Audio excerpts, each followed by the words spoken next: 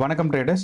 இன்னைக்கு நம்ம இந்த வீடியோவில் நம்ம பார்க்க போகிறது ஜனவரி 16ஆம் தேதி, அதாவது இன்னைக்கு மார்க்கெட் எப்படி மூவ் ஆயிருக்கு பேங்க் நிஃப்டி, அதுக்கப்புறம் பேங்க் நிஃப்டி நாளைக்கு என்ன நடக்கலாம் அப்படிங்கிறத தான் ப்ரிடிக்ட் பண்ண போகிறோம். ஸோ இது ரெண்டும் தான் இந்த வீடியோவில் பார்க்க போகிறோம். வாங்க நம்ம இப்போ வீடியோக்கு போகலாம். ஸோ இப்போ இந்த வீடியோவில் பார்த்தீங்கன்னா நமக்கு பேங்க் நிஃப்டி நேற்று வந்து கேப் அப்பில் ஓப்பன் ஆயிருக்கு. அப்படின்னா மார்க்கெட் க்ளோஸ் ஆனது நேற்றுங்க 48,777. ஆனால் நேற்று மார்க்கெட் ஓப்பன் ஆனது எந்த எந்த பாயிண்ட்லன்னா 49,100. ஸோ அதுதான் கேப் அப் ஓப்பன் சொல்லுவாங்க. அதாவது இங்கேருந்து இங்கே கேப் அப்பாக ஓப்பன் ஆயிருந்திருக்கு. ஸோ ஏன் இந்த gap up gap down open ஆகிறதுக்கு காரணம் என்னென்னா, உங்களுக்கு தெரியும் மார்க்கெட் இங்கே க்ளோசிங் பார்த்தீங்கன்னா 325 கொடுத்துருக்காங்க. அதாவது 3:30க்கு மார்க்கெட் க்ளோஸ் ஆகும். ஆனால் ஆக்சுவலாக மார்க்கெட் க்ளோஸ் ஆகிறது 4 மணிக்கு தான். ஸோ அப்போ அந்த மீதி நேரம் என்ன பண்ணுவாங்க அப்படின்னா, மார்க்கெட்டோட ஷார்ட்டிங், அதாவது ஏற்கனவே பிளேஸ் ஆன ஆர்டர் எல்லாம் கன்சாலிடேட் பண்ணி கொடுத்து முடிக்கும்போது, அதாவது செட்டில் பண்ணி முடிக்கும்போது பார்த்தீங்கன்னா உங்களுக்கு ஆல்மோஸ்ட் ஒரு 15 மினிட்ஸ், ½ அன் ஹவர் ஆயிரும். அதுவும் இல்லாமல் அடுத்த நாள் காலையில் பார்த்தீங்கன்னா மார்க்கெட் ஆக்சுவலாக 9 மணிக்கு ஓப்பன் ஆகும். பட் மக்களுக்கு, அதாவது ஜென்ரல் பப்ளிக்கு ஓப்பன் ஆகிறது வந்து 9:15க்கு தான். அப்போ இந்த 9 to 9:15 என்ன பண்ணுவாங்கன்னா, பிராக்கெட் ஆர்டர்ஸ், அதாவது பெரிய பெரிய ஆர்டர்ஸ் எல்லாம் பிளேஸ் பண்ணுவாங்க. ஸோ அதெல்லாம் பிளேஸ் பண்ணி முடிக்கும் போது என்ன ஆகும்னா, அதை செட்டில் பண்ணும்போது தான் மார்க்கெட் வந்து மேலேயா கீழேயாங்கிறது மூவ் ஆகும். ஸோ இந்த மார்க்கெட் மேலே ஓப்பன் ஆகிருக்கிறது, கேப் அப் ஓப்பன் ஆகிருக்கிறதோட ஃபஸ்ட்டு சிக்னலே என்னென்னா மார்க்கெட் வந்து மேலே போக போகுதுன்னு தான் அர்த்தம். ஸோ அப்போ நாளைக்கு நீங்கள் வந்து கேப் அப் இனிமேல் எப்போ பார்த்தாலும் மார்க்கெட் அன்னைக்கு வந்து கொஞ்சம் மேலே போக போகுது, இல்லைன்னா அதே பாயிண்ட்லேருந்து சைட்வேஸ் மூவ் போகுதுன்னு தான் அர்த்தம். கேப் டவுன் ஓப்பன் ஆச்சுன்னா இதே தான், மார்க்கெட் கீழே போக போகுது, அப்படி இல்லைன்னா கீழே வந்துட்டு சைட்வேஸாக போக போகுதுன்னு தான் அர்த்தம். இந்த சைட்வேஸ் போகிறது இல்லைன்னா ஆல்மோஸ்ட் இது வந்து சைட்வேஸ் மூவ்மெண்ட்டுன்னு ஏன் சொல்கிறோன்னா, இப்போ பார்த்தீங்கன்னா இந்த இடத்துல மார்க்கெட் வந்து ஓப்பன் ஆயிருந்திருக்கு இங்கே நமக்கு ஃபுல்லாக. அதுக்கப்புறம் அங்கேருந்து நமக்கு ஒரு சைட்வேஸில் இப்படி தான் மார்க்கெட் மூவ் ஆயிருந்திருக்கு. ஸோ இதுக்கு பேர் தான் என்ன சொல்லுவாங்கன்னா சைட்வேஸ் மூவ்மெண்ட். அதாவது மார்க்கெட் வந்து மேலேயும் போகல கீழேயும் போகல, ஒரு குறிப்பிட்ட ப்ரைஸ் ரேஞ்சில் சைட்வேஸ் மூவ் ஆகிட்டு இருந்திருக்கு. ஸோ இதுக்கான காரணம் என்னென்னா, பையர்ஸ் அண்ட் செல்லர்ஸ், அதாவது 2 பேர் இருப்பாங்க, பையர்ஸும் செல்லர்ஸும் ஸ்ட்ராங்காக இருக்காங்கன்னு அர்த்தம். ஸோ இப்போது இந்த பாயிண்டில், அதாவது மார்க்கெட் வந்து 18ஆம் தேதி நீங்கள் வந்து கடந்த 3 நாள் 4 நாள் பார்த்துட்டு இருந்தீங்கன்னா, 13ஆம் தேதியிலேருந்து மார்க்கெட் பார்த்தீங்கன்னா டைரெக்டாக அப்படியே கீழே தான் வந்துட்டு இருந்திருக்கு. ஸோ மார்க்கெட் ஃபஸ்ட் வீக் மட்டும்தான் மார்க்கெட் மேலே இருந்துச்சு. ஸோ 6ஆம் தேதி 3ஆம் தேதிக்கு மேலே மார்க்கெட் நேராக கீழே வந்திருக்கு. அப்புறம் பார்த்தீங்கன்னா கொஞ்சம் ரெக்கவர் ஆகிட்டு இருக்கு. ஸோ அந்த ரெக்கவர் ஆகும்போது தான் நமக்கு இந்த மார்க்கெட் வந்து சைட்வேஸ் மூவ் ஆகும். ஸோ இந்த சைட்வேஸ் மூவ் ஆகிறது வந்து நமக்கு ஒரு இம்பார்ட்டண்ட்டான கால் என்னென்னா, மார்க்கெட் வந்து ட்ரெண்டை ரிவர்ஸ் ஆக போகுது, அதாவது மார்க்கெட் வந்து மேலே போக போகுது அப்படிங்கிறதுக்கான ஒரு அர்த்தம். ஸோ அப்போ நம்மளோட இண்டிகேட்டர்ஸ் பார்த்தீங்கன்னா இங்கே என்னென்னா 9 SMA இருக்குது, 50 இருக்குது, இந்த ஆரஞ்சு லைன் வந்து 50, அதே மாதிரி இந்த ரெட் கலர் லைன் வந்து 100, இது வந்து 200. ஸோ நமக்கு இப்போ இந்த ட்ரெண்ட் லைன் பாருங்கள். ஸோ இந்த SMA வந்து 9 வந்து 50 கிராஸ் ஆக போகுது, அதாவது நேற்று ஈவினிங்க்கு மேலே கீழே வந்துட்டு மறுபடியும் கிராஸ் ஆக போகுது. ஸோ இந்த மாதிரி சுச்சுவேஷன் இருக்கும்போது மார்க்கெட் வந்து பியரிஷாக போகிறதுக்கான சான்சஸ் தான் நிறையா இருக்குது. புல்லிஷாக போகிறதுக்கான சான்சஸ் தான் நிறையா இருக்குது. புல்லிஷ்னா மார்க்கெட் வந்து மேலே போகும்னு அர்த்தம். ஸோ இந்த மார்க்கெட் மேலே போகிறதுக்கான சான்சஸ் தான் அதிகமாக இருக்குது. அப்புறம் நம்மளோட RSI பார்ப்போம், ரிலேட்டிவ் ஸ்ட்ரென்த் இண்டெக்ஸ். RSI நமக்கு இங்கே பார்த்தாலும் என்ன நடக்குன்னா, ஆல்மோஸ்ட் வந்து 50 தாண்டி ஒரு 60-70 வரைக்கும் போயிட்டு இருந்திருக்கு. எப்போ இந்த 70 தாண்டி ஒரு 70 தாண்டுதோ அப்போ ஆல்மோஸ்ட் 80 வரைக்கும் போகும். 80 வரைக்கும் போயிட்டு அதுக்கப்புறம் தான் கீழே வரும். ஸோ நிஃப்டியில் பார்த்தீங்கன்னா ஆல்மோஸ்ட் இந்த இடத்துல 70ல் இருக்குது. ஸோ நிஃப்டியும் மார்க்கெட் மேலே போகிறது தான் சான்சஸ் இருக்குது. ஸோ இதுதான் வந்து நாளைக்கான ப்ரெடிக்ஷன். ஆனால் ஏன் வந்து மார்க்கெட் இன்றைக்கி சைட்வேஸ் மூவ் ஆச்சு அப்படிங்கிறத நம்ம பார்த்தோம்னா, இன்றைக்கி வந்து பையர்ஸ் அண்ட் செல்லர்ஸ் ரொம்ப ஸ்ட்ராங்காக இருக்காங்க. ஸோ நேற்று நீங்கள் பார்த்தீங்கன்னா 1 மணிக்கு மேலே இது பாருங்கள் 12:45 இந்த பக்கம் 3:40 வரைக்கும், அதாவது ஒரு 1 ஹவர் வந்து ஸ்ட்ரைட்டாக மார்க்கெட் செல்லிங் மட்டும் தான் நடந்திருக்கு. ஆனால் இன்றைக்கி அப்படி இல்லை, பையர்ஸ் அண்ட் செல்லர்ஸ் ரொம்ப ஸ்ட்ராங்காக இருந்திருக்காங்க. ஸோ 2 பேருமே ஈக்குவல் பொசிஷனில் இருந்தனால நமக்கு என்னென்னா மார்க்கெட் சைட்வேஸ் மூவ் ஆயிருந்திருக்கு. அப்புறம் உங்களுக்கு தெரியும் ஏற்கனவே இந்த மாதம் வந்து இந்த மாதிரி எக்கனாமிக் கேலண்டர்ஸ் ரொம்ப ஸ்ட்ராங்காக இருக்குது. அப்படின்னா நீங்கள் வியாழக்கிழமை பார்த்தீங்கன்னா இந்தியாவோட ஹோல்சேல் ப்ரைஸ் இன்ஃப்ளேஷன் ரேட் சொன்னாங்க. ஹோல்சேல் ப்ரைஸ் இன்ஃப்ளேஷன் பேடுன்னு இல்லை, அதாவது ஹோல்சேல் ப்ரைஸ்னா ஹோல்சேல் குட்ஸ், அதாவது ஃபாஸ்ட் மூவிங் குட்ஸ். FMG தான் மெயினாக ஹோல்சேலில் வரும். FMG plus electronics and autos, இதுதான் ஹோல்சேல் ப்ரைஸில் வரும். இந்த ஹோல்சேல் ப்ரைஸ் எப்படின்னா மார்க்கெட் மேலே போகணும், அதாவது இந்தியா வந்து க்ரோத் இருக்குது, கன்சியூமர் குட்ஸ் வாங்குறாங்க அப்படின்னா இந்த ஹோல்சேல் ப்ரைஸ் மேலே போனால் தான் இந்த கன்சியூமர் குட்ஸ் வாங்குறாங்கன்னு அர்த்தம். அண்ட் இதோட ப்ரைஸ் ரேஞ்ச் எவ்வளோ போயிருக்குன்னா, எக்ஸ்பெக்டட் வந்து ஆல்மோஸ்ட் 2.3% மேலே போகணும்னு, ஆனால் ஆக்சுவல் எவ்வளோ போயிருக்குன்னா 2.3%. அதாவது ஹோல்சேல் மார்க்கெட் மேலே போயிருக்கு அப்படின்னா மார்க்கெட் மணி ஃப்ளோ இருக்குன்னு அர்த்தம். ஸோ இது வந்து ஒரு நல்ல விஷயம். அடுத்து பார்த்தீங்கன்னா நேற்று, அதாவது நமக்கு இங்கே வியாழக்கிழமை, ஆனால் யூஎஸில் வந்து புதன்கிழமையாக இருக்கும். ஸோ அப்போ புதன்கிழமையாக இருக்கும்போது பார்த்தீங்கன்னா புதன்கிழமைக்கு என்ன ரிசல்ட்ஸ் வந்திருக்குன்னா, ஏன்னா யூஎஸில் வர புதன்கிழமையோட ரிசல்ட் தான் நமக்கு வியாழக்கிழமை வந்து அஃபெக்ட் பண்ணும். ஸோ அதனால தான் நம்ம புதன்கிழமையோடதை பார்க்குறோம். ஸோ இன்ஃப்ளேஷன் ரேட்டும் ஜாப்லெஸ் ரேட்டும் ரீட்டைல் ஸ்டேட்டும் கொடுத்துருக்காங்க. So inflation rate year on year, so போன வருஷத்துக்கும் இந்த வருஷத்துக்கும் எவ்வளவு ரிசல்ட்ஸ் இன்ஃப்ளேஷன் வந்திருக்குன்னா ஆல்மோஸ்ட் சேமாக தான் வந்திருக்கு. பெரிய டிஃப்ரென்ஸ் இல்லை. 2.9 இன்ஃப்ளேஷன் வந்து நமக்கு வந்து அதாவது போன வருஷத்தை கம்பேர் பண்ணும்போது இந்த வருஷம் எவ்வளோ வந்திருக்கு, அதுதான் இயர் ஆன் இயர் அப்படிங்கிறத சொல்லியிருக்காங்க. ஸோ போன வருஷத்தோட இன்ஃப்ளேஷனை கம்பேர் பண்ணும்போது இந்த வருஷம் சப்போஸ் போன வருஷம் 2% தான், இந்த வருஷம் 2%, அந்த 2%லேருந்து 2% ஆச்சுன்னா ஆல்மோஸ்ட் நமக்கு என்ன 2.4% ஆயிருக்கு. ஸோ அதுதான் நமக்கு வந்து பார்க்கணும். ஸோ இன்ஃப்ளேஷன் ரேட் வந்து நார்மல் தான், ஸோ ரொம்ப பெருசாக இல்லை. அதே மாதிரி ஜாப்லெஸ் ஸோ எவ்வளோ பேர் வந்து ஜாப்லெஸ்ஸாக இருக்காங்க, ஜாபோட வேகன்சிஸ் எவ்வளோ இருக்குங்கிறத பார்க்குறாங்க. ரீட்டைல் சேல்ஸ், ஸோ நம்ம இந்தியாவில் வந்து ஹோல்சேல் சேல்ஸ் கொடுத்தாங்க, அதே மாதிரி யூஎஸில் வந்து ரீட்டைல் சேல்ஸ் இருக்குது. ஏன் வந்து யூஎஸ் மார்க்கெட் வந்து ரொம்ப டேரெக்டாக இந்தியன் மார்க்கெட்டில் ரிலேட்டட்னா, இப்போ ஃபாரின் இன்ஸ்டிடியூஷனல் இன்வெஸ்டர்ஸ் இருப்பாங்க. ஸோ அவங்கெல்லாம் வந்து யூஎஸ் மார்க்கெட்லேருந்து நமக்கு வர்றவங்க தான். அதுவும் இல்லாமல் இந்தியன் ஸ்டாக் ரிசல்ட்ஸ் இருக்குது. அதாவது இந்தியாவில் வந்து ஒரு கம்பெனியும் நம்மளோட ஸ்டாக் ரிசல்ட்ஸை சொல்லும். ஸோ நேற்று என்னென்னா இன்ஃபோசிஸ், ஆக்சிஸ் பேங்க்கு, டெக் மஹேந்திரா, டிஐ மைண்ட்ரி, அதே மாதிரி ஹேவல்ஸ் அந்த சுவிச்சஸ் இருக்குது, எலக்ட்ரானிக்ஸ் இருக்குது, அவங்க ரிலையன்ஸ் இண்டஸ்ட்ரீஸ். ஸோ இவங்கெல்லாம் வந்து நேற்று வந்து ஸ்டாக் ரிசல்ட்ஸ் கொடுத்துருக்காங்க. அண்ட் நாளைக்கு பார்த்தீங்கன்னா ஐசிஐசிஐ லம்பார்ட். ஸோ நாளைக்கு ரொம்ப இம்பார்ட்டண்ட்டான விஷயம் என்னென்னா பேங்க் நிஃப்டி இதெல்லாம் நாளைக்கு தான் அஃபெக்ட் ஆக போகுது.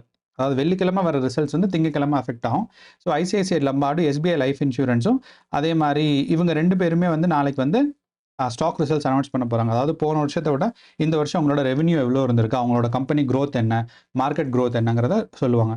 அதே மாதிரி டெக் மஹேந்திராவும் விப்ரோவும் வந்து நாளைக்கு ஸ்டாக் ரிசல்ட்ஸ் அவங்களும் அனௌன்ஸ் பண்ணுவாங்க. ஸோ இன்றைக்கி பார்த்தீங்கன்னா இன்ஃபோசிஸ் வந்து பாசிட்டிவாக இருக்குது, ஆல்மோஸ்ட் ஒரு 8% ஆவரேஜாக 8% வந்து க்ரோ ஆயிருக்காங்க. ரிலையன்ஸோட இண்டஸ்ட்ரி ரிசல்ட்ஸ் இன்னும் நான் பார்க்கல, ஏன்னா இன்னும் பப்ளிக்காக வரல, ஆனால் அனௌன்ஸ் பண்ணிட்டாங்க.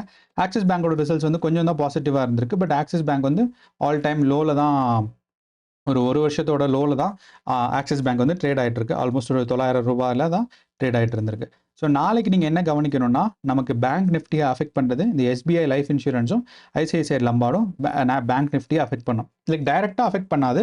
எஸ்பிஐங்கிறனால நிறையா பேர் என்ன பண்ணுவாங்கன்னா, எஸ்பிஐ ஸ்டாக் கீழே போகாமல் எஸ்பிஐ லைஃப் இன்சூரன்ஸும் கீழே போகும்போது ஒரு சைக்காலஜிக்கல் பில்ட் ஆகி ஆக்சுவலி எஸ்பிஐயும் அஃபெக்ட் ஆகிறதுக்கு சான்சஸ் இருக்குது. எஸ்பிஐ லைஃப் இன்சூரன்ஸோட ஸ்டாக்கு டைரெக்டாக பேங்க் நிஃப்டிக்கு அஃபெக்ட் ஆகலை. ஓகே, ஸோ நாளைக்கு அதே மாதிரி ஜியோ ஃபினான்ஷியல் சர்வீசஸும் இருக்குது. ஸோ அதோட ரிசல்ட்ஸ் வச்சு தான் மண்டே என்னங்கிறது முடிவாகும். அண்ட் நேத்தோட ரிசல்ட்ஸில் ஆக்சிஸ் பேங்க் மட்டும்தான் பேங்க் ரிசல்ட்ஸ் வந்திருக்கு.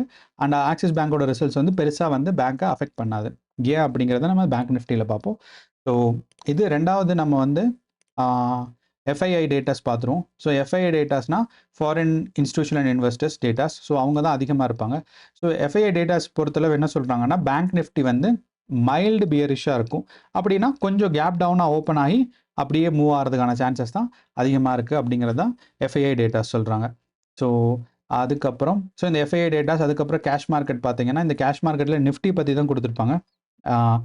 ஏன்னா நிஃப்டி தான் வந்து high volatile, whereas bank Nifty வந்து கம்மி தான் வாலடைலிட்டி.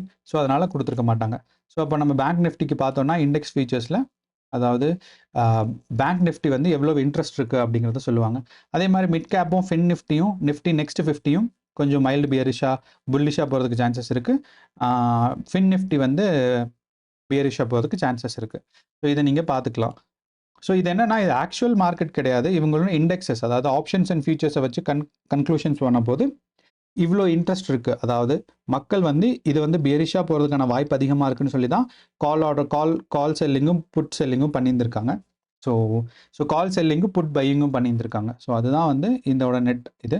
ஸோ இப்போ நம்ம க்ளோஸ் பண்ணிவிட்டு நம்ம இப்போ பேங்க் நிஃப்டி பார்த்தோன்னா, நம்மளோட ட்ரேட் அனாலிசிஸில் மார்க்கெட் மேலே போகுது. அண்டு உங்களோட இன்வெஸ்ட்மெண்ட்ஸ் வச்சு பார்க்கும்போது பார்த்தா கொஞ்சம் கீழே வந்து ஸ்டேபிள் ஆக போகுது. ஆர்எஸ்ஐ வச்சு பார்க்கும்போதும் மார்க்கெட் மேலே போகுது. ஸோ இப்போ மார்க்கெட் மேலே போகிறதுக்கான சான்சஸ் தான் கொஞ்சம் அதிகமாக இருக்குது நம்மளோட அனாலிசிஸில். ஆனால் எஃப்ஐஐ இன்வெஸ்ட்மெண்ட் டேட்டாஸும் ஆக்சிஸ் பேங்கோட டேட்டாஸும் ரொம்ப இம்பார்ட்டன்ட். அதனால் மார்க்கெட் என்ன ஆகலாம்னா, இங்கேருந்து எதர் கேப் டவுன் ஓப்பன் ஆகி கொஞ்சம் இந்த ஒரு ப்ரைஸ் ரேஞ்சில் ட்ரேட் ஆகலாம். இல்லைன்னா அங்கேருந்து கண்டினியூஸாக இப்படி வந்து மார்க்கெட் இந்த ப்ரைஸ் ரேஞ்சில் வரலாம். எப்படியா இருந்தாலும் இந்த மாதம் இனி ஒரு 2 வீக்ஸ் வந்து மார்க்கெட் சைட்வேஸ் தான் மூவ் ஆக போகுது. எப்பயுமே வந்து மார்க்கெட் மேலேயோ கீழேயோ போகிறதுக்கான சான்சஸ் ரொம்ப கம்மி. அதுவும் இல்லாமல் நம்ம வந்து இப்போ இந்த நாஸ்டாக்கும் அதே மாதிரி SP 500ம் பார்த்தீங்கன்னா இதெல்லாம் யூஎஸ் ஸ்டாக்ஸ். இந்த யூஎஸ் ஸ்டாக்ஸை டிபெண்ட் பண்ணி தான் இந்தியன் மார்க்கெட் இருக்குது. அதனால இன்னைக்கு வந்து நைட்டு எப்படி நமக்கு நைட்டு அங்கே வந்து பகல் எப்படி நாஸ்டாக்கும் யூஎஸ் மார்க்கெட்ஸும் பிஹேவ் ஆகுதுங்கிறத பொறுத்து தான் நம்ம வந்து சொல்ல முடியும். இப்போ நீங்கள் பார்த்தீங்கன்னா நாஸ்டாக் ஆக்சுவலி ஓப்பன் ஆயிடுச்சு. கேப் டவுன் கேப் அப் எதுவும் இல்லை, நார்மலாக தான் ஓப்பன் ஆகிருந்திருக்கு. ஸோ அப்படிங்கிறனால ஸோ மார்க்கெட் ஓகே, மார்க்கெட் இங்கேயே ஓப்பன் ஆயிடுச்சு 16ஆம் தேதி. சாரி, ஸோ மார்க்கெட் ஓப்பன் ஆகி 9:30க்கு மார்க்கெட் ஓப்பன் ஆகிருக்கு. ஸோ அப்படின்னா இங்கே நான் ஆல்மோஸ்ட் ஒரு 9 o'clock பக்கம் 16ஆம் தேதி மார்க்கெட்னா இங்கே தான் மார்க்கெட். ஸோ மார்க்கெட் ஓப்பன் ஆகிடுச்சு. கேப் டவுன் இல்லை, கேப் அப்போ இல்லை, மார்க்கெட் ரொம்ப ஸ்டேபிளாக தான் இருக்குது. ஸோ இதுதான் நாளைக்கு நம்ம எக்ஸ்பெக்ட் பண்ண முடியும். இருந்தாலும் நான் வந்து ஒரு ப்ரீ மார்க்கெட் அனாலிசிஸாக நாளைக்கு வந்து ரிப்போர்ட் ஒரு வீடியோ போடுறேன். ஸோ அதில் உங்களுக்கு டிஃப்ரென்ஸ் தெரியும் மார்க்கெட் எப்படி போயிருக்குன்னு. அதே மாதிரி S&P 100ம் பார்த்தீங்கன்னா இன்றைக்கி வந்து மார்க்கெட் வந்து மேலேயும் கீழே கேப் டவுன் கேப் அப் எதுவும் ஓப்பன் ஆகலை, அந்த பொசிஷன்லேருந்து தான் மார்க்கெட் மூவ் ஆகிருந்திருக்கு. ஸோ இது வந்து நல்ல விஷயம்தான். ஸோ அதுக்கடுத்து பார்த்தீங்கன்னா டவ் ஜோன்ஸோட இண்டஸ்ட்ரியல் ஆவரேஜ் இருக்குது, அதுவும் கேப் அப் கேப் டவுன் எதுவும் இல்லை. ஸோ மார்க்கெட் வந்து புல்லிஷாக தான் இருக்குது. ஸோ மார்க்கெட் மேலே போகிறதுக்கான சான்சஸ் தான் நிறையா இருக்குது. ஸோ இதெல்லாம் வச்சு பார்க்குறோம். அடுத்து வந்து SBIயோட ஸ்டாக். நீங்கள் SBIயோட ஸ்டாக் பார்த்தீங்கன்னா ஆக்சுவல் அதோட ஆல் டைம் ஹை வந்து எவ்வளோன்னு பார்த்தீங்கன்னா, நான் வந்து இப்போ ஒரு 1 year சார்ட் எடுத்துக்கிறேன். இந்த 1 year சார்ட் எடுக்கும்போது ஆல் டைம் ஹை பார்த்தீங்கன்னா ஆல்மோஸ்ட் 900 ரூபா. ஆனால் இப்போ எவ்வளோ இருந்திருக்குன்னா 700 ரூபா. ஆல்மோஸ்ட் ஒரு 12% 13% கீழே டவுன் ஃப்ளோ ஆகிருந்திருக்கு.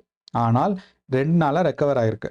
ஸோ இந்த ரெக்கவரி வந்து என்ன ஒரு பாசிட்டிவ் சைன்னா மார்க்கெட் மேலே போகிறதுக்கான ஒரு பாசிட்டிவ் சைன் இருக்குது. அடுத்து வந்து பார்த்தீங்கன்னா நம்மளோட ஆக்சிஸ் பேங்க். நான் உங்களுக்கு ஏற்கனவே சொன்னேன், ஆக்சிஸ் பேங்க் வந்து SBI விட ஸ்டாக் ப்ரைஸ் அதிகமாக இருந்துச்சு, 1300 இருந்துச்சு. ஆனால் இப்போ பார்த்தீங்கன்னா 1000 ரூபா இருக்குது. ஆல்மோஸ்ட் ஒரு 27% 28% வந்து மார்க்கெட் ஆக்சிஸ் பேங்க் கீழே வந்திருக்கு. இதை ஏன் நான் வந்து ஒரு ஆல் டைம் லோன் சொன்னேன் அப்படின்னா, நீங்கள் இப்போ இந்த ஆக்சிஸ் பேங்க் பார்த்தீங்கன்னா ஒரு 5 years கேலண்டர் எடுக்கிறேன்.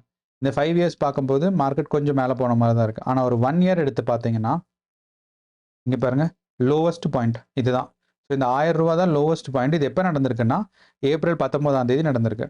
அதுக்கப்புறம் ஆல்மோஸ்ட் ஒரு போன வருஷம் ஜனவரியும் இதே ப்ரைஸ் ரேஞ்ச் தான் இருந்திருக்கு. நீங்கள் பாருங்கள், ஸோ போன வருஷம் ஒரு வருஷம் எவ்வளோ க்ரோத் ஆச்சோ அது மொத்தமாக கீழே இறங்கிருச்சு. ஸோ ஆக்சிஸ் பேங்க்கில் நீங்கள் இதை தாண்டி கீழே போகிறதுக்கு சான்சஸ் இல்லை. நீங்கள் இதில் இன்வெஸ்ட் பண்ணுறீங்க அப்படின்னா இப்போ கொஞ்சம் கொஞ்சமாக இன்வெஸ்ட் பண்ண ஆரம்பிக்கலாம். ஸோ கொஞ்சம் இன்வெஸ்ட் பண்ணுங்கள், மார்க்கெட் மேலே போனால் மறுபடியும் இன்வெஸ்ட் பண்ணுங்கள். இல்லைனா ப்ராஃபிட் எடுத்துகிட்டு திருப்பி அந்த ப்ராஃபிட்லேருந்து 50% இன்வெஸ்ட் பண்ணுங்கள். அந்த மாதிரி நீங்கள் பண்ணலாம். அதாவது எப்படின்னா மார்க்கெட் லோ பொசிஷனில் இருக்கும்போது நீங்கள் ஒரு இப்போ 1000 ரூபா போடுறீங்கன்னு வச்சுக்கோங்க. லெட்ஸ் சே லைக் நீங்கள் ஒரு 10,000 ரூபாய் போடுறீங்க, ஒரு 10 ஸ்டாக் வாங்குறீங்க. அப்போ இந்த 10 ஸ்டாக் வாங்கும்போது என்ன ஆகும்னா, மார்க்கெட் மேலே போகுது ஒரு 3 மாதம் கழிச்சு, இல்லை ஒரு 2 மாதத்தில் மார்க்கெட் மேலே போகுதுன்னா அந்த 10,000 ரூபாய் என்ன ஆகும், ஒரு 12,000 ரூபாய் ஆகும். அப்போ என்ன பண்ணுங்கள், நீங்கள் அந்த 2,000 ரூபாய் மட்டும் விட்ரா பண்ணிட்டு அந்த மீதி 10,000 ரூபாய் விட்டீங்கன்னா திருப்பி இருக்கிற அந்த 10,000 ரூபாய் மேலே திருப்பி உங்களுக்கு ஒரு இன்னொரு 8,000 ரூபாய் லாபம் கிடைக்கும். இப்படியே ஸ்லோவாக தான் நீங்கள் இன்வெஸ்ட் பண்ணிட்டு போக முடியும். ஸோ எப்போ நீங்கள் அந்த 10,000 ரூபாயை ரெக்கவர் பண்ணுறீங்களோ அடுத்து மீதி இருக்க காசு எல்லாமே உங்களோட ப்ராஃபிட் தான். ஸோ உங்களோட போட்ட முதல்ல ப்ராஃபிட்டில் நம்ம எடுக்க பார்க்கணும். எடுத்ததுக்கப்புறம் வர்றதெல்லாம் நீங்கள் கொஞ்சம் தைரியமாக இன்வெஸ்ட் பண்ணலாம். உங்களோட இது கரெக்டாக தான் இருக்கும். அடுத்து நம்மளோட HDFC பேங்க் பார்த்தோம்னாலும் HDFC பேங்க்கும் கீழே தான் ட்ரேட் ஆகிட்டு இருக்கு. ஆனால் மார்க்கெட் வந்து ரெக்கவர் ஆகிறதுக்கான வாய்ப்பு இருக்குது. இப்போ நம்ம பார்த்தோம்னா HDFC பேங்க் வந்து ஒரு 1600 ரூபாயில் இருக்குது, மேலே கொஞ்சம் ரெக்கவர் ஆகிட்டு இருக்கு. ஸோ HDFCயும் ரெக்கவரிங் ஆகுது, அதே மாதிரி ஆக்சிஸ் பேங்க்கும் HDFC ரெக்கவரிங் ஆகுது, நம்மளோட SBIயும் ரெக்கவரி ஆகுது, ஆக்சிஸ் பேங்க்கும் லோவஸ்ட் பாயிண்டில் இருக்குது, கண்டிப்பாக ரெக்கவரி ஆகும். ஸோ இதெல்லாம் வச்சு பார்க்கும்போது அடுத்து ஒரு 2-3 மாதத்துக்கு நமக்கு வந்து பேங்க் நிஃப்டி வந்து மேலே போகிறதுக்கான சான்சஸ் தான் அதிகமாக இருக்குது. இது அதே மாதிரி நம்ம நேத்தோட அனாலிசிஸில் நம்ம பார்த்துருந்தோம், மார்க்கெட் 13ஆம் தேதி இங்கே இருந்துச்சு, பார்த்தீங்கன்னா கொஞ்சம் கொஞ்சமாக க்ரோ ஆகிட்டு இருக்கு. ஸோ நம்ம இந்த கேண்டலை தாண்டி மேலே போயிடுச்சு. அப்படிங்கிறனால மார்க்கெட் மேலே போகிறதுக்கான வாய்ப்பு தான் நிறையா இருக்குது. ஸோ நம்மளோட 1 day சார்ட்டில் எடுத்து பார்க்கும்போது ஸோ மார்க்கெட் நேற்று ரெக்கவர் ஆகிறதுக்கான சான்சஸ் தான் நிறையா இருக்குது. ஸோ அப்படி பார்த்தா நம்மளோட மார்க்கெட் வந்து இங்கே இது நடக்கிறதுக்கான சான்சஸ் தான் நமக்கு நிறையா இருக்குது. ஸோ அதனால் நாளைக்கு மார்க்கெட் மேலே போகும்னு எக்ஸ்பெக்ட் பண்ணுங்கள். ஸோ நாளைக்கு வந்து எக்ஸ்பைரி டே இல்லை, ஏன்னா இன்றைக்கி எக்ஸ்பைரி டேயில் இருந்துமே என்னாச்சுன்னா நம்மளோட மார்க்கெட் வந்து ஆல்மோஸ்ட் ஸ்டேபிளாக இருந்துச்சு. இது வந்து one of the beautiful expiry day. ஏன்னா எக்ஸ்பைரி டே அன்றைக்கி மார்க்கெட் ஃப்ளக்சுவேட் நிறையா ஆகும். ஆனால் இன்றைக்கி பார்த்தீங்கன்னா ஒரு 49,400 49,100 வரைக்கும் தான் வந்திருக்கு. ஸோ ஒரு 300 பாயிண்ட் 400 பாயிண்ட்டுக்குள்ளே தான் இந்த பேங்க் நிஃப்டி ட்ரேடாக இருந்திருக்கு. அதே மாதிரி தான் நிஃப்டியும் ஒரு 200 பாயிண்ட்ஸ்குள்ளே தான் மேலே கீழே போயிருந்திருக்கு. இது ரொம்ப பியூட்டிஃபுல். இதே இது நீங்கள் வந்து நேத்தோ முந்தா நேத்தோ பார்த்தீங்கன்னா நேற்று ஆரம்பிக்கும்போது ஆல்மோஸ்ட் இங்கே இருந்துச்சு. நேற்று மார்க்கெட் சைட்வேஸ் தான். பாருங்கள் இங்கே இருக்கும். ஆல்மோஸ்ட் ஒரு 48,600லேருந்து 49, அதாவது ஒரு 700 பாயிண்ட்ஸ் கீழே ட்ராப் ஆயிருக்கு. ஸோ 700 பாயிண்ட்ஸ் ட்ராப்புக்கும் நமக்கு ஒரு 300 பாயிண்ட்ஸ்க்கும் பார்த்தீங்கன்னா ஆல்மோஸ்ட் 50% வாலடைலிட்டி கம்மியாக இருந்திருக்கு. வாலடைலிட்டினா மேலேயோ கீழேயோ போயிட்டு இப்போ ரொம்ப அதிகமாக போகுது, ரொம்ப கம்மியாக கீழே வருது அப்படின்னா அது வந்து ஹை வாலடைல்னு அர்த்தம். அதுக்கு பதிலாக கொஞ்சம் தான் மேலே போயிருக்கு, கொஞ்சம் தான் கீழே வந்திருக்குன்னா அதோட வித்தியாசங்கள் கம்மியாக இருக்கனால இது வந்து லெஸ் வாலடைல் மார்க்கெட்டுன்னு சொல்லுவாங்க. ஸோ லெஸ் வாலடைல் மார்க்கெட்டாக தான் பேங்க் நிஃப்டி இருக்குது. இதுக்கான காரணம் என்னென்னா எஸ்பிஐயும் ஹெச்டிஎஃப்சியும் ரெக்கவர் ஆகிட்டு இருக்கு. வேற மற்ற சின்ன பேங்க்ஸ் எல்லாம் கொஞ்சம் கொஞ்சமாக கீழே வந்துட்டுருக்கு. ஸோ ஆக்சிஸ் பேங்க்கும் ரெக்கவர் ஆகும். ஏன்னா இது ஆல்மோஸ்ட் அதோட லோவஸ்ட் பாயிண்டில் இருக்குது. இந்த பாயிண்ட்லேருந்து எல்லாரும் பையிங்க்கு ட்ரை பண்ணுவாங்க. அதனால் ஆக்சிஸ் பேங்க்கும் ரெக்கவர் ஆகும். ஸோ நீங்கள் இன்வெஸ்ட் பண்ணுறதா இருந்தால் ஆக்சிஸ் பேங்க்கில் வந்து கொஞ்சம் உங்களோட ஒரு 5 to 6% அமௌண்ட்டை போட்டு கொஞ்சம் கொஞ்சம் டெஸ்ட் பண்ணலாம். ஸோ கொஞ்சம் கொஞ்சமாக கேபிட்டல் போடுங்க. ஒரேடியாக ஒரே ஸ்டாக்கில் இன்வெஸ்ட் பண்ணாதீங்க. கொஞ்சம் போடுங்க. அது மார்க்கெட் ரெக்கவர் ஆகுதாங்கிறத பார்த்துட்டு மறுபடியும் நீங்கள் இன்வெஸ்ட் பண்ணலாம். ஸோ லாஸ் ஆச்சுன்னா அதே மாதிரி நீங்கள் வந்து மணி ஆட் பண்ணுறதா இல்லை இது பண்ணுறதாங்கிறத டிஸ்கஸ் பண்ணலாம். ஸோ எப்பயுமே வந்து லோவஸ்ட் பாயிண்டில் இருக்க மார்க்கெட்டில் சரி இது கண்டிப்பாக க்ரோ ஆகும்னு நினச்சி நம்ம போட்டுறக்கூடாது. அது மார்க்கெட் எப்படி வேணாலும் ஃப்ளக்சுவேட் ஆகலாம். ஏன்னா மார்க்கெட்டை கண்ட்ரோல் பண்ணுறது நீங்களோ நானோ கிடையாது. பெரிய பெரிய இன்ஸ்டிடியூஷன்ஸ், அதாவது டொமஸ்டிக் இன்ஸ்டிடியூஷனல் இன்வெஸ்டர்ஸும் ஃபாரின் எஃப்ஐஐஸும் தான் இதை வந்து கண்ட்ரோல் பண்ணுறாங்க. ஸோ நம்ம வந்து அவங்க எந்த சைடு போகிறாங்கங்கிறத பார்த்து அவங்க பின்னாடி போனால் தான் ப்ராஃபிட் நமக்கு எடுக்க முடியும். ஸோ இதுதான் வந்து பேங்க் நிஃப்டியோட ப்ரிடிக்ஷனும் அனாலிசிஸும். ஸோ நாளைக்கு வந்து நம்ம வந்து மறுபடியும் பேங்க் நிஃப்டியோட அனாலிசிஸ் பார்ப்போம். உங்கள் ஃபேமிலி அண்ட் ஃப்ரெண்ட்ஸ் யாராவது ட்ரேட் பண்ணிருந்தாங்கன்னா இந்த வீடியோ ஷேர் பண்ணுங்கள். ஸோ தட் அவங்களுக்கு பயனுள்ளதாக இருக்கும். அதே மாதிரி பேங்க் நிஃப்டியை பற்றியும் டெய்லி மார்க்கெட் அனாலிசிஸ் தெரிஞ்சுக்கிறதுக்கு சேனலை சப்ஸ்கிரைப் பண்ணுங்கள். உங்களுக்கு ஏதாவது டவுட்ஸ் இருக்குன்னா நீங்கள் வந்து கமெண்ட் பாக்ஸில் போடுங்க. எனக்கு தெரியும் கொஞ்சம் பேர் கமெண்ட்ஸ் போட்டிருந்தீங்க. அதாவது எப்படி இன்வெஸ்ட்மெண்ட் பண்ணுறது, அதே மாதிரி இந்த இண்டிகேட்டர்ஸை பற்றிலாம் கொஞ்சம் சொல்லுங்கன்னு சொல்லி. ஸோ நான் வந்து வீடியோ ப்ரிப்பேர் பண்ணுறேன். வீடியோ ப்ரிப்பேர் பண்ணிவிட்டு ஏன்னா ஈவினிங் ஆகணும், இந்த யூடியூப்க்கு ப்ரிப்பேர் பண்ணணும். அடுத்து வந்து காலையில் ஆனால் மார்க்கெட்டோட அனாலிசிஸ் பார்த்துட்டு ட்ரேட் எடுக்கணும். கொஞ்சம் டைட்டாக தான் இருக்குது. எனக்கு ஒரு வாரம் டைம் கொடுங்க. நான் வந்து ப்ரிப்பேர் பண்ணிவிட்டு உங்களுக்கு ஃபஸ்ட்டு வந்து இன்வெஸ்ட்மெண்ட்ஸ் எதெல்லாம் பெட்டர், ஒரு டாப் 5-10 ஸ்டாக்ஸு, அப்புறம் இன்வெஸ்ட்மெண்ட் எப்படி பண்ணுறது ஒன்று, ரெண்டாவது, மூணாவது வந்து இந்த இண்டிகேட்டர்ஸ், ஸ்டாக் அனாலிசிஸ், ஸ்ட்ராட்டஜி எப்படி பில்ட் பண்ணுறது, இதை 3 பற்றியும் நான் வந்து வீடியோ போடுறேன். நன்றி, வணக்கம்.